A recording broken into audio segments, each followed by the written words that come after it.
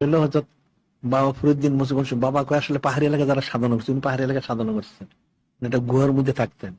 এটা বক্তির কাকির মতো উনি বলছেন তুমি আপনি সাধনা করেন। তিনি সাধনা করতেছিলেন, তো করতে করতে অনেক দুর্বল হয়ে গেছেন, উনি দাঁড়াইতে পারতেছিলেন না, হাঁটু দিয়েছিলেন ওনার আসছেন পর। তো উনি বললেন বক্তির কাকির মধ্যে, উনি তাহলে আপনার দাদা বিষয় আমাকে কদম মুসি করেন। উনি গিয়ে ওনার কদম মুসি করেন, একবার দুইবার তিনবার। উনি তো লজ্জিত হলেন, আপনি করেন কি এটা?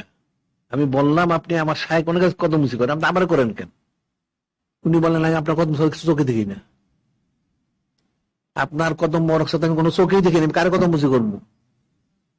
তখন খাজার মতন যেহেতু ঠিক আছে, বাজ পাখি ঠিক আছে, অনেক খেলাপথ দিয়ে দেন, হয়ে গেছে ওনার কদম আরো সাজিমের উপরে। ওনাকে বলা হলো আপনি কদম মুসি একবার দুইবার তিন প্রতিবারই ওনার কদম মুসি করেন, তা আপনি আমাকে করেন কেন? তা আমি তো আপনার কদম কিছু দেখি না, আপনার কদম বরক সাথে আমি কিছু দেখি না, আমি কি কাকে কদম মুসি করবো? তখন খাজার মতন ঠিক আছে, উপযুক্ত মুড়ি খেলাপথ দিয়ে দেন, হয়ে গেছে। ওনার কদম আর সাজিম গিয়ে পড়ছে।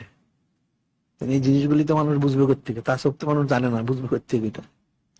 এরকম তার অনেক অনেক ঘটনা আছে।